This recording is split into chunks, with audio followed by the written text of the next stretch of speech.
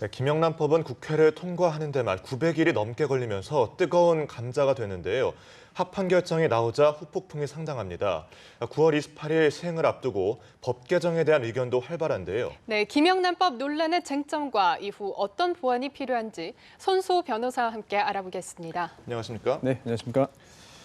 헌재 합헌 결정 내리기 전부터 사실 뜨거운 감자였는데 지금 김영란법이 가장 주목받고 있는 논란이 되고 있는 부분은 어디에 있습니까? 일단 그 부패와의 작별을 고하는 그런 목적 자체는 굉장히 좋은 취지로 인정을 받았고 또 합헌 결정이 나왔습니다. 하지만 이제 그 시행을 이제 곧 앞두고 있는데 여러 가지 그런 그 우려도 있는데요. 일단 가장 큰 우려를 자아내는 그런 부분은 바로 적용 범위가 너무 넓다는 겁니다. 따라서 이 법의 적용 대상이 되는 사람도 굉장히 수가 많고 또 이 법의 적용 대상이 되는 행위도 굉장히 폭이 넓거든요. 그러다 보니까 구체적으로 이 김영란 법에 의해서 처벌받는 사람이 누구이냐, 과연 나도 대상이냐, 또 내가 지금 이 하는 행위가 과연 이 법에 적용되는 위반하는 그런 그 행위이냐 등등을 본인 스스로가 모를 수가 있거든요. 이럴 경우에는 김영란법의 애초에 그 제정 취지가 달성되지 않을 수 있기 때문에 구체적으로 어떤 행위가 이 법의 위반인지에 대해서 국민들이 다 알 수 있도록 철저하게 그 알려주는 그런 그 시도가 필요하지 않을까 생각됩니다.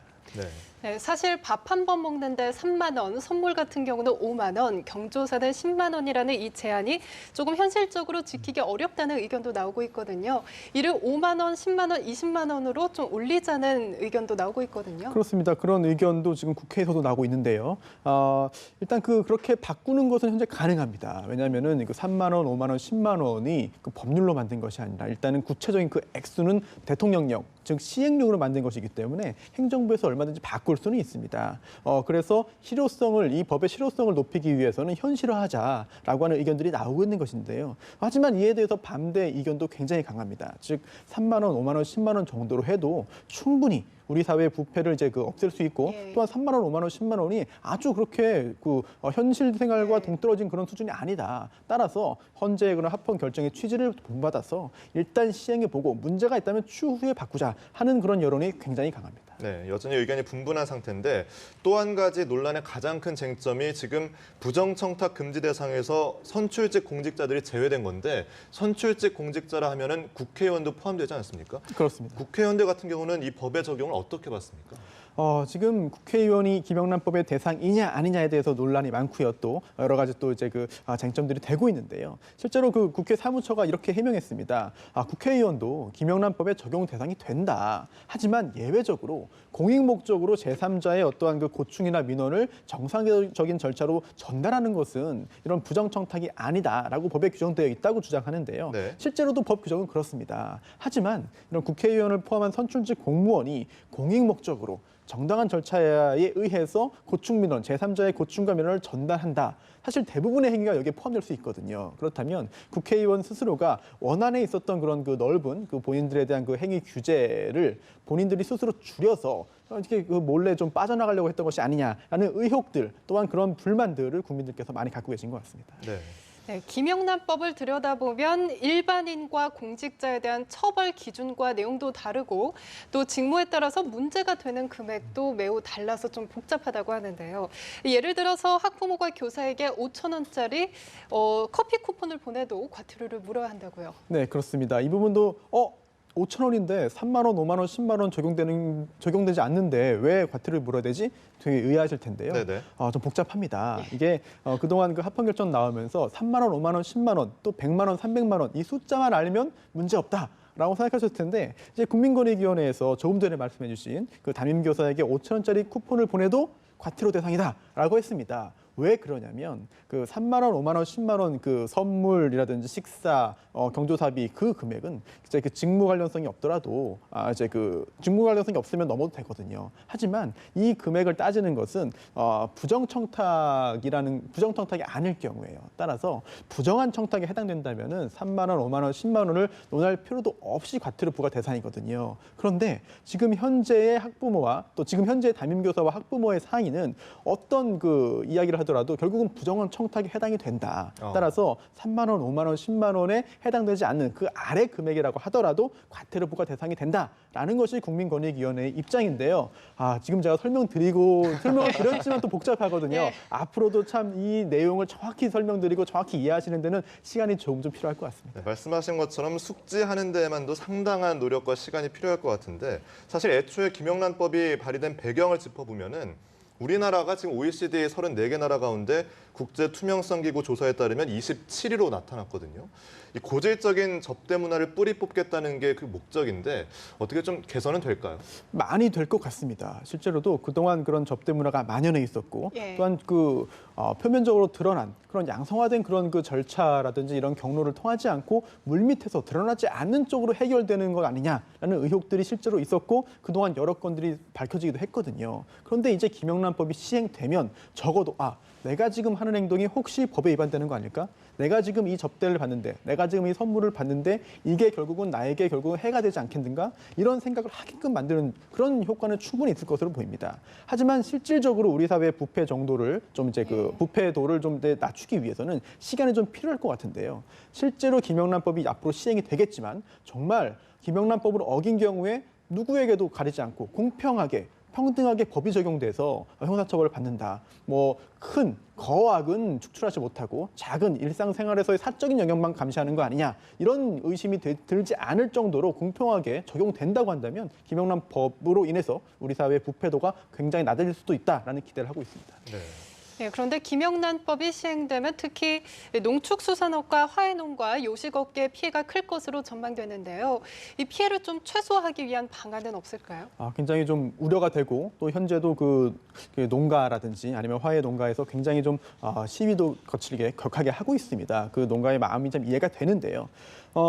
물론 어떤 법을 시행하면 부작용이 당연히 나타나겠죠. 또한 그 한우 농가 같은 경우에도 한우의 가격이 높다 보니까 이제는 선물 가격 5만 원에 맞추면은 굉장히 좀 이제 실질적으로 한우 선물은 사실 한우 선물 시장은 사라질 것이다 라는 전망이 있거든요. 더군다나 선물 시장이 전체 한우 판매량의 20%라고 합니다. 그렇다면은 한우 농가의 직격탄이 되겠는데요.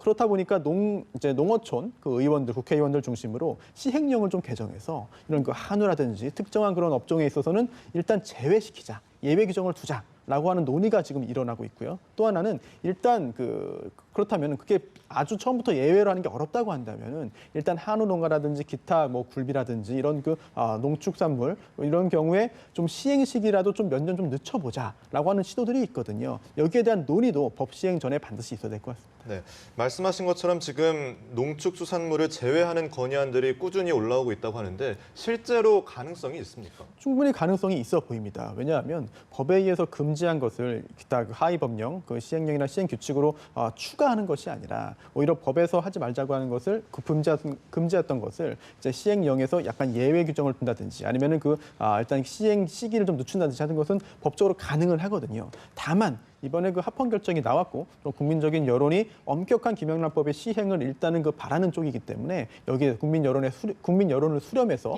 불만이 없는 쪽으로 적절하게 만드는 방법, 이 과정이 과연 국회의원들의 실제로 할 일이라고 보여집니다. 네, 앞으로 국회에서 김영란법 보완을 위한 이 개정안을 두고 한동안 논란이 계속될 것으로 보이는데요. 입법 쟁점은 어떻게 보시나요?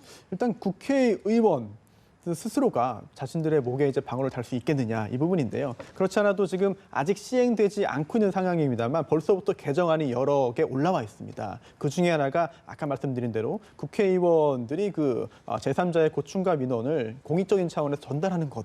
이걸 전부 다 이제 부정청탁에서 제외해버렸기 때문에 사실상 국회의원들은 상당 부분 이 법에 적용해서 빠져나갈 수가 있습니다. 이게 문제다. 애초에 김영란법을 이제 만들자고 했던 것이 국회의원을 비롯한 이런 이제 선출직 공무원들에 대해서도 규제를 하자는 게 애초의 목적이었는데 오히려 언론인이나 기타 이제 사립학교 교직원들은 추가되면서 국회의원들은 빠졌다. 이 부분은 이제 본말이 전도된 거 아니냐라는 반성을 국회의원들도 일부 하고 있습니다. 그래서 신탕정 정의당 대표라든지 노회찬 의원 등등도 이 부분은 개정이 필요하다라고 하고 있는데요. 과연 이러한 법안이 국회의원도 전면적으로 굉장히 많은 부분 적용하게 하는 법안이 발의되어서 통과될지 여부는 상당히 의문이라고 할 수 있겠습니다. 네.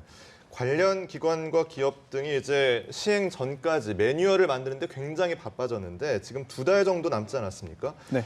시간이 좀 부족하다는 의견도 있던데 어떻게 보세요? 매우 부족해 보입니다. 실제로. 왜냐하면 이 김영란법 관련해서도 이제 그 말씀을 좀 드리면은 잘 이해가 안 되는 측면이 있어요. 네. 그래서 또 실제로 권익위원회에서 매뉴얼을 만들어서 배포했습니다만 나중에 이 법이 시행된 다음에 김영란법 위반으로 기소돼서 재판을 받는 과정에서 법원은 권익위원회와 다른 해석을 할 가능성도 있습니다. 이 정도로 김영란법이 굉장히 범위가 방대하기 때문에 해석 과정에서 지금의 해석과 추후의 그 법원의 해석이 다를 수도 있거든요. 이 정도로 논란이 많이 생길 수가 있겠고 그러다 보니까 사적인 영역에서 매뉴얼을 만든다고 하더라도 그 부분이 정확하리라는 보장도 없습니다. 지금 굉장히 좀 큰 기업에서도 자체적으로 좀 열심히 그 연구를 해가지고 내부 교육도 지금 준비하고 있다고 하는데 네. 그 내용이 정말 올바르다. 정말 나중에 법원에서 그에 따라서 판단할 것이다라는 보장도 없거든요. 예. 여러 가지 혼란이 발생할 것이 또 우려됩니다. 네. 네, 법 쪽에서는 관련 법률 수요가 급증할 것에 대비해서 태스크포스도 만들고 있고 관련 줄 소송도 대비를 하고 있다고 하던데요. 네, 그렇습니다. 이게 그동안 처벌하지 않았던 것을 새롭게 범죄 또한 과태료부가 대상으로 규정했다는 것은 아무래도 법률 수요가 늘 수밖에 없는 상황이죠. 그러다 보니까 법조계에서도 이번에 뭔가 한번 특수가 있는 거 아니냐라는 생각을 하는 경우도 있는데요. 사실은 법조계 그 변호사가 김영란법에 직접 적용 대상은 아니지만 변호사의 그런 배우자도 공직인 경우 굉장히 많이 있거든요. 따라서 변호사가 여기서 특수만 누리는 것이 아니라 오히려 이 법의 적용 대상이 됨으로써 이 법을 잘 알고 조심해야 되는 상황도 많이 있어 보입니다. 네. 또 하나가 줄소송 가능성인데요. 이게 범위가 워낙 넓다 보니까 나중에 이 법을 적용해서 처벌되는 그런 처벌받는 경우도 굉장히 많을 수 있어요. 예. 이 경우에 자신에 대해서 처벌받게 되면은 재판의 전제가 된다면은 이 김영란 법에 대해서 위헌법률 심판 청구를 할 수가 있거든요. 그렇다면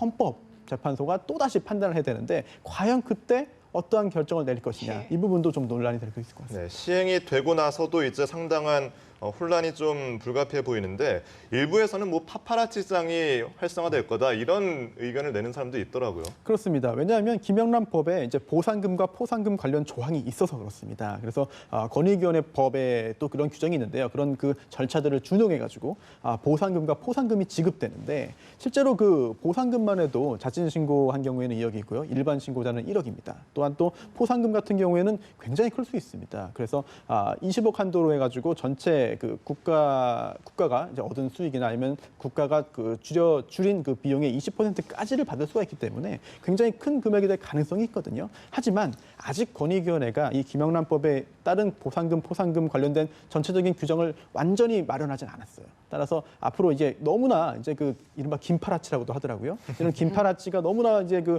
활성화되고 활개치는 상황이 된다고 한다면 이런 보상금, 포상금에 대해서도 다시 한번 신중히 액수를 줄이거나 아니면 대상을 규제하거나 이런 논의도 필요할 것 같습니다. 예, 그런데 김영란법이 시행돼도 여전히 이 법망을 피할 수 있는 사각지대는 있다는 지적이 나오고 있죠. 그렇습니다. 김영란법이 만들어진 이유가 애초에 기억하실 겁니다. 벤츠 여검사 사건이 있었죠. 그때 대가성이 없기 때문에 뇌물죄로 처벌하지 못한다. 또한 또 대가성이 없는 사장의 정표였기 때문에 금품을 주고받아도 처벌하지 못한다라고 했기 때문에 대가성이 없더라도 처벌할 수 있게 만드는 그런 그 제도였거든요. 이런 법인데요. 하지만 여전히 빠져나갈 그런 수단은 좀 있어 보입니다. 예를 들어서 단 둘이 이제 음식을 먹고 접대를 했는데 여러 명이 한 것처럼 조작을 해가지고 단가를 낮추면서 빠져나간다든지 아니면 이제 그 현금으로 지급한다든지 아니면 나중에 이제 각자 계산한 것처럼 한 다음에 현금을 뒤로 지급한다든지 뭐 인원수를 늘리고 비용은 낮추고 이런 여러 가지 그런 빠져나가는 방법들이 벌써부터 이제 회자되고 있거든요. 실제로 이 법이 시행되고 정말 처벌 대상이 이른바 시범 케이스라고 할 수 있겠죠. 시범 케이스가 나올 경우에는 또 다른 꼼수, 또 다른 이제 빠져나가는 방법들이 나타날 것이기 때문에 관련 수사 당국, 사정기관에서는 이런 점에서도 미리 대비를 할 필요가 있어 보입니다. 네, 여러 가지 논란들은 있었지만 현재 합헌 결정으로 9월 28일부터 시행이 되는데 일단 시행이 되기 때문에 앞으로 제도적인 보완은 추후에 할 수 있는 거 아니겠습니까? 어떤 식으로 이루어져야 될까요? 사실 일단 헌법재판소에서 이 법의 취지에 공감을 하고 또한 현재 기준으로 볼 때 위헌 요소가 없다. 따라서 합헌이다라는 결정을 했습니다. 그렇다면 지금 정말 길게 여러 가지 말씀을 드렸지만 일단 김영란법을 지금대로 시행하는 것이 국민의 뜻이고 또 헌법재판소의 뜻인 것 같습니다. 그렇다면 문제점이 예상되고 문제점이 실제 발생할 수 있겠지만 그거는 추후에 보완하더라도 일단 지금은 이 법이 실효성을 가지고 정말 우리 사회의 부패도를 낮추는 데 기여할 수 있도록 한번 힘을 모아서 한번 시행해 볼 때가 아닌가 그렇게 생각이 되네요. 네, 알겠습니다. 지금까지 손수호 변호사와 얘기 나눠봤습니다. 고맙습니다. 네, 감사합니다.